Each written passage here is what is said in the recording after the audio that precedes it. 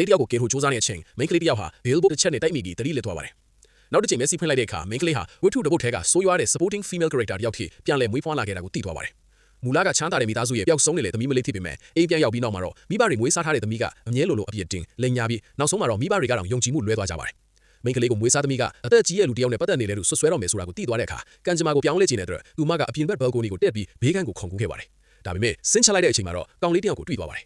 မိန်းကလေးကကောင်လေးပြောလိုက်မှကိုကြောက်ပြီးကြောက်လန့်သွားတဲ့အတွက်ကောင်လေးပါးစပ်ကိုချက်ချင်းလက်နဲ့ဖုံးလိုက်ပါတယ်မွေးစားသမီးနဲ့အသက်ကြီးတဲ့လူထွက်သွားမှသာသူမစိတ်အေးသွားပါတယ်ကောင်လေးကအကြောင်းပြချက်တောင်းတဲ့အခါသူမကကိုဝတ်ထားတဲ့အဝတ်ကိုကြည့်ပြီးအဝတ်လွှဲပြီးမှပြောမယ်လို့ဆိုပါတယ်ဒါပေမဲ့ပြန်လာတဲ့အခါသူမက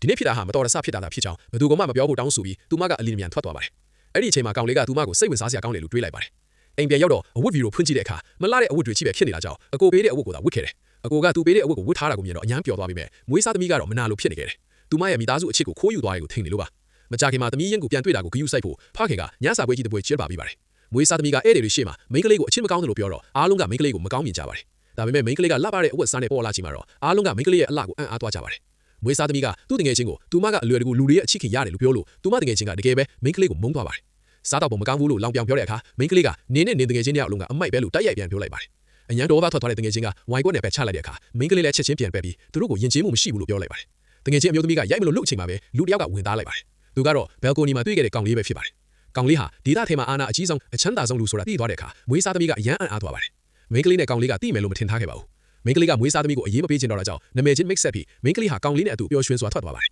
မိန်းကလေးကကောင်လေးရဲ့အတွင်းအပြင်ကိုသဘောကျလို့ကူညီပေးခဲ့တဲ့အတာကျေးဇူးတင်တဲ့အနေနဲ့နောက်ကျောကနေပန်းတပွင့်ထုတ်ပေးလိုက်ပါတယ်အဲ့ဒီအခါကောင်လေးကအယမ်းအံ့အားသွားပါတယ်ဘာကြောင့်လဲဆိုတော့သူ့ဘဝထဲမှာပထမဦးဆုံးအချိန်မိန်းမတယောက်ကပေးတဲ့ပန်းပင်နေလို့ပါ